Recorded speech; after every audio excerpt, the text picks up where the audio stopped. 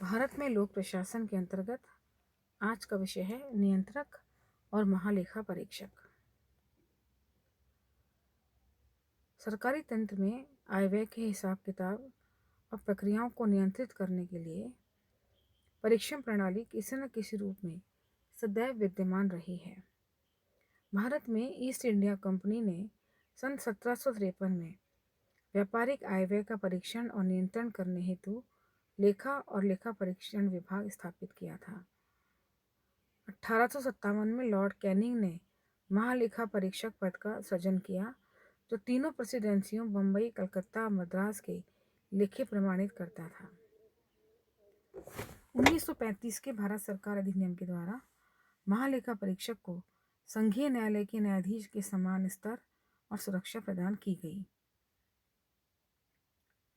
स्वतंत्रता के पश्चात बने संविधान में महालेखा परीक्षक का पदनाम नियंत्रक और महालेखा परीक्षक अर्थात CNDG कर दिया गया।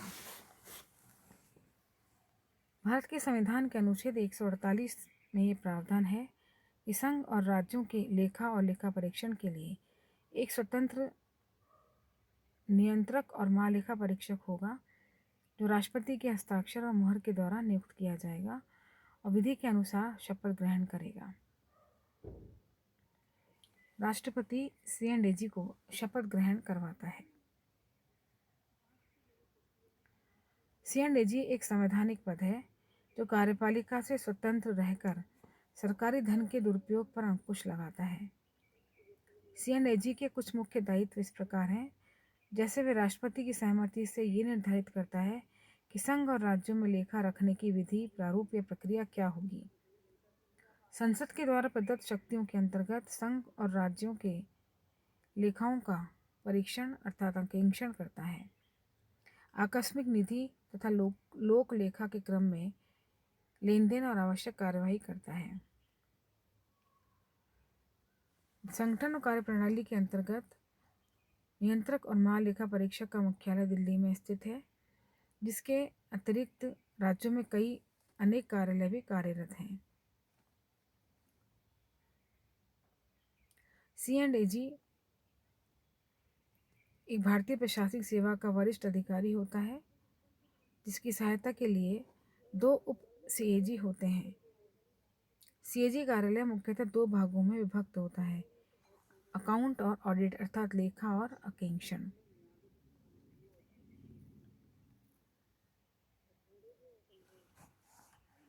CNDG के मुख्य अपेक्षा सरकारी आय व्यय पर नियंत्रण, मितव्ययता, कानून पालन और सत्यनिष्ठा बनाए रखने की जाती है।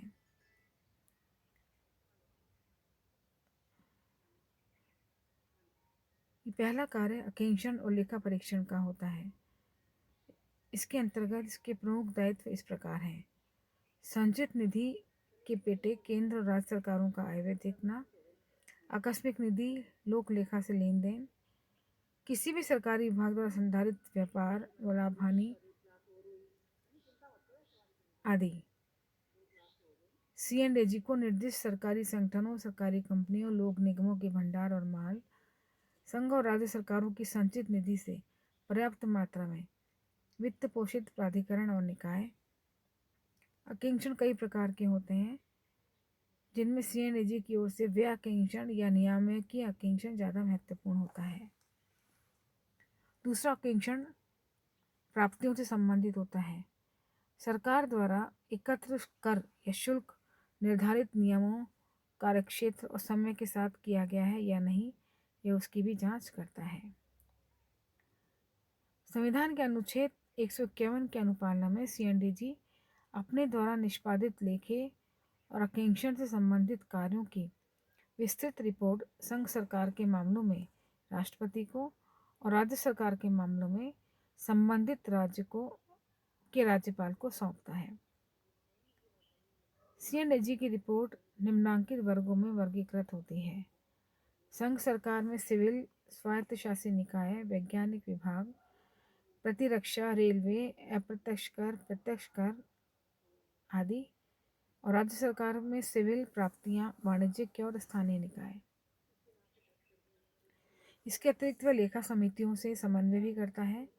वित्तीय अनियमितताओं पर अंकुश लगाता है और आकांक्षण की प्रणालियाँ, प्रकृति और क्षेत्र निर्धारित करता है। सरकारी वित्त संपत्ति समान वस्तुओं के दुरुपयोग को रोकता है। आकांक्षण अनुभवों के आधार पर गबन की मुख्य विधियाँ सरकार के समक्ष लाता है।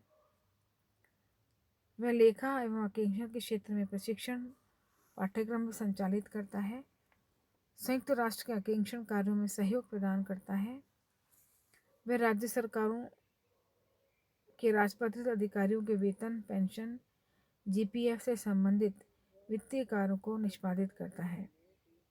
राज्यपाल, उच्च न्यायालय के न्यायाधीश तथा विधायकों इत्यादि की उपलब्धियां भी इसी कार्य से प्रक्रियागत होती हैं।